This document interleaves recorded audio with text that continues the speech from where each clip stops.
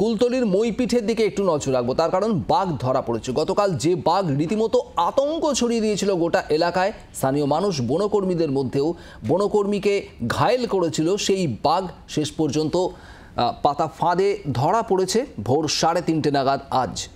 পিয়ালি মিত্র আমাদের প্রতিনিধি সরাসরি রয়েছেন সেখান থেকে। পিয়ালি, অবশেষে খাঁচাবন্দি করা গিয়েছে বাঘটিকে, এটাই সব থেকে স্বস্তির এই মুহূর্তে বনকর্মী এবং স্থানীয়দের কাছেও। তোমার কাছে একটু জানতে চাইবো, বাঘ খাঁচাবন্দি হওয়ার পর স্থানীয় মানুষ বা বনকর্মীরা কি বলছেন?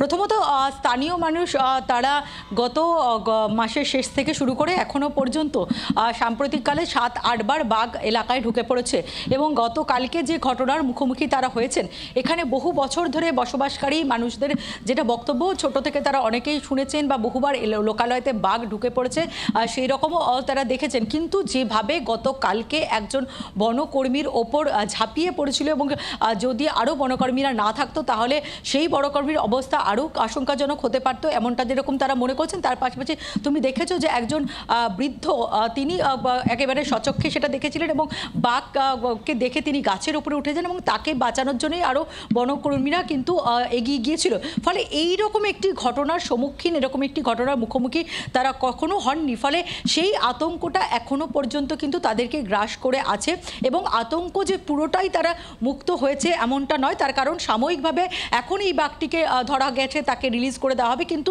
এই অঞ্চলটা বিভিন্ন সময় বাঘের যে উপদ্রব সেটা লেগে থাকে, তার কারণ কাছেই যেহেতু নদী রয়েছে এবং জঙ্গল পার করে, সেই নদী পার করে, জঙ্গল থেকে নদী পার করে গ্রামাঞ্চলে বিভিন্ন সময় যে বাঘের এখানে লোকালয়ে ঢুকে পড়ার যে ঘটনা সেটা ঘটে এবং গত রবিবার থেকে সেই আতঙ্ক এলাকার মধ্যে ছিল। এখন নিশ্চিতভাবেই যেহেতু বাঘটিকে ধরে ফেলা গিয়েছে সেই জায়গা থেকে তারা কিছুটা হলেও স্বস্তি, কিন্তু আতঙ্কে যে পুরোপুরি একেবারে তারা মুক্ত হতে পেরেছে এমনটা নয়।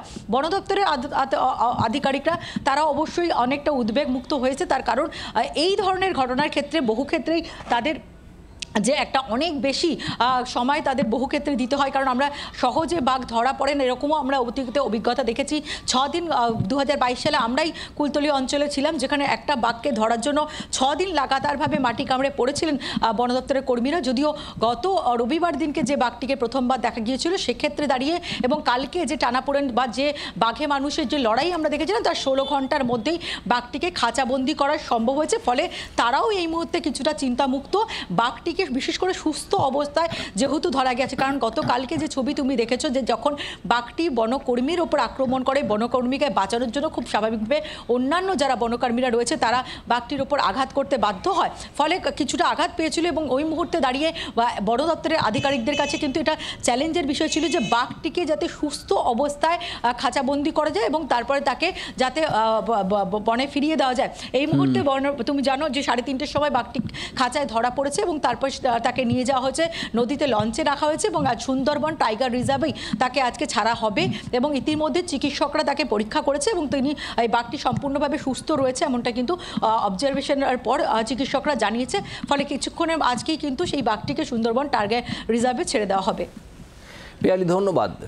আজই ছেড়ে দেওয়া হবে সুন্দরবন টাইগার রিজার্ভে এই খাঁচাবন্দি বাঘটিকে, কিন্তু তারপরেও কিন্তু উদ্বেগ বা আতঙ্ক কোথাও একটা হয়তো থেকেই যাবে, তার কারণ এই লোকালয়, সুন্দরবন সংলগ্ন লোকালয়গুলোতে বাঘের আনাগোনা, বাঘের মাঝে মধ্যেই লোকালয়ে চলে আসার ঘটনা কিন্তু এর আগেও ঘটেছে, ভবিষ্যতেও যেমন ঘটবে না সেই নিশ্চয়তাও নেই। তবে বাঘ ধরা পড়ায় আপাতত স্বস্তিতে স্থানীয় মানুষ, স্বস্তিতে বনকর্মীরাও।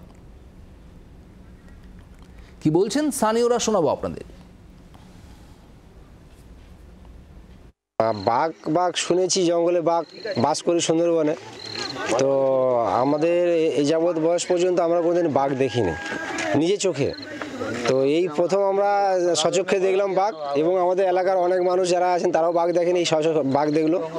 বনকর্মীরা যথেষ্ট সক্রিয়তার সঙ্গে বাঘকে খাঁচাবন্দি করেছেন এবং আজকের সেটাকে নিয়ে যাচ্ছেন, তার সুস্বাস্থ্য পরীক্ষা হবে, তারপরে গিয়ে জঙ্গলে ছাড়া হবে। সম্পূর্ণ আতঙ্ক কেটেছে এটা বলা যাবে না, কারণ আমরা বাস করছি আলটিমেটলি সুন্দরবনে। তো এইটা নিয়ে এই সিজনে, এই শীত সিজনে 5 থেকে 7 দফা বাঘ পেরিয়েছে, তবে আমাদের বাড়ি সংলগ্ন পেরিয়েছি ফার্স্ট টাইম। বাঘের জন্য অত্যন্ত আতঙ্কে ছিলাম, যাতে আমার মেয়ের মাধ্যমিকের পরীক্ষা শুরু হয়েছে আগামী দিন থেকে, যার জন্য বাঘটা ধরে নিয়ে গেছে। এটাই জন্য বন দপ্তরের পক্ষ থেকে আমার অসংখ্য অসংখ্য ধন্যবাদ। আমরা তো সবাই ভালো বলবো, কেননা সবাই নিয়ে চলে গেল। আমরা আরও যে আতঙ্কিত ছিলাম, নিয়ে যেতে আমরা এখন সুরক্ষিত আছি, এটাই সবাইকে ধন্যবাদ জানানো দরকার। বাঘ খাঁচাবন্দি হওয়ার পর বন দপ্তরের তরফে ডিএফও নিশা গোস্বামী কি জানিয়েছেন শোনাবো। বাঘটা 3:30 নাগাদ ধরা পড়েছে। এখন প্রিলিমিনারি চেকআপটা হবে। চেকআপটা করার পরে যে আমরা দেখি, ডক্টররা বলবেন কি না কমপ্লিটলি ফিট আছে টু রিলিজ, তারপরে আমরা এটাকে as per instructions of senior officer আমরা বাঘটাকে রিলিজ করবো। জায়গা আমরা এখনও ডিসাইড করিনি। বাঘটা বয়স কত আছে? এবং মোটামুটি 10 বছরের মতো আছে, পূর্ণবয়স্কতা রয়েছে, মেল আছে। এখন তো আমরা জাস্ট একটু প্রিলিমিনারি, আমাদের ডক্টরবাবু রয়েছেন, তো আমরা একটু ভালো করে ওটাকে চেকআপ ওয়েকআপ করে নিই, অ্যান্ড অল ফিট থাকলে তারপরে আমরা রিলিজটা। কোন জঙ্গলে ছাড়া হবে এখন জায়গাটা আমরা ডিসাইড করিনি। আগে আমরা একটু সিনিয়র অফিসারদের যে আমার আছে ওনাদের সঙ্গে একটু আলোচনা করে তারপরে আমরা জায়গাটা ডিসাইড করব।